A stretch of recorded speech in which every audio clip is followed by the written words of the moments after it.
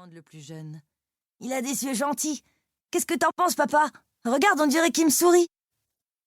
Les enfants, calmez-vous. On était d'accord. On va d'abord rendre visite à notre coup de cœur. Après, on verra. Bertha a l'habitude des élans d'enthousiasme des visiteurs. Mais elle ne peut s'empêcher d'être méfiante des feux qui ne durent pas. S'engager à prendre soin d'un être vivant, ce n'est pas pour 5 minutes. Cela ne doit ni être un jeu ni un caprice. Que se passe-t-il après les premiers jours d'euphorie? Combien de temps dure l'effet du tout nouveau, tout beau? Malgré ses doutes et son scepticisme, il faut qu'elle garde bonne figure devant cette famille de volontaires. On ne sait jamais, leur démarche est peut-être sérieuse. Ils arrivent devant le box. Il n'y a pas de grille, seulement des parois de verre. À l'intérieur, une femme est assise. Elle est en train d'écrire dans ce qui ressemble à un journal intime. Bertha frappe à la vitre et la femme lève les yeux. Elle regarde les personnes qui accompagnent Bertha et une lueur d'espoir se lit dans ses prunelles. Bertha entre avec le petit groupe, soudain intimidée, sur le seuil de la cellule. Voilà, c'est elle. Je vous présente Andrea, 43 ans, 2 enfants, de 16 et 19 ans. Elle est là depuis 5 mois. Son mari l'a quittée et ses enfants la délaissent complètement. Je ne vous dis pas dans quel état de solitude on l'a retrouvée quand on l'a recueillie. N'est-ce pas, Andrea? Andrea acquiesce, les yeux humides.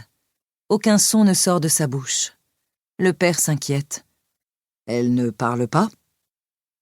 Bertha s'y attendait. Dès que l'un de ses protégés a une petite tare, les prétendants acquéreurs se hérissent et hésitent. Ils voudraient des êtres vivants tout neufs, tout beaux, sans défaut, comme sortis du magasin. Comme si on pouvait effacer leur vécu difficile d'un coup d'éponge. Si, je vous rassure, elle parle. Il faut juste lui laisser un peu de temps. La situation n'est pas facile pour elle. L'un des petits garçons n'a pas compris la notion d'apprivoisement. « On peut la serrer dans nos bras ?» demande-t-il sans attendre l'autorisation. Il saute au cou de la femme qui bascule sous l'assaut. C'en est trop pour Andrea, qui n'a plus l'habitude de telles démonstrations affectives. Elle repousse l'enfant dans un réflexe de défense et recule dans le coin opposé de la pièce, le regard effrayé. « Doucement !» s'agace la mère. « Tu vois bien que tu lui fais peur !» L'enfant est déçu et commence à bouder. « C'est pas drôle si on peut pas cajoler la dame !» Le cœur d'Andrea s'affole. Elle se sent soudain comme une bête traquée. Sa bouche est pâteuse. Elle a du mal à respirer. Où est-elle? Pourquoi est-elle là? Elle essaie de se souvenir, mais tout reste flou. Est-ce qu'elle est devenue amnésique? Ou pire, folle? Que lui veulent ces gens bizarres? La femme avec la blouse verte, Bertha, de ce qu'elle a compris, prend le groupe à part. Elle perçoit des bribes de leur conversation à voix basse. La famille a des doutes devant son attitude réfractaire. Ils hésitent à l'adopter finalement. L'adopter? Mais elle n'est pas à adopter. On n'adopte pas les personnes. Les enfants peut-être, mais pas les adultes. Qu'est-ce qui est en train de lui arriver? Paniquée, elle se dirige vers la porte du box, joue des coudes pour sortir de force et tombe sur la pancarte accrochée à l'entrée.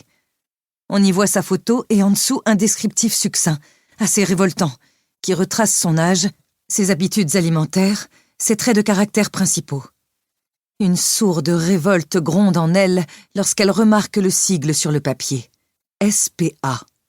Elle ne comprend pas, elle n'est pas un animal. Elle se penche davantage et lit alors le sous-titre. Société pour parents abandonnés. Andrea ressent comme un haut-le-cœur. Elle se précipite vers Bertha, l'attrape par les épaules et la secoue de questions. « Pourquoi je suis là? Où est ma famille? Où sont mes enfants ?» Sa voix est étranglée de sanglots bloqués dans son arrière-gorge.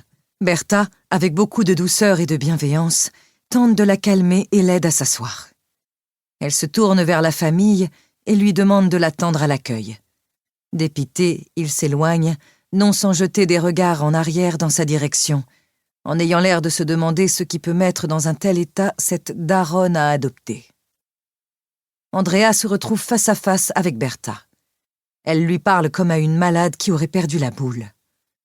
Un petit filet de mots s'échappe de sa bouche, censé apaiser la crise. « Andrea, vous vous souvenez? Vous êtes ici parce que vous vous sentiez totalement abandonnée par votre famille. Rappelez-vous, votre rupture avec votre mari, votre fils parti étudier dans le sud de la France, qui ne vous appelle presque jamais. » Pour continuer à écouter ce livre audio gratuitement, cliquez sur le lien dans la description et vous pourrez l'écouter en entier sans frais grâce à l'essai de 30 jours d'Audible.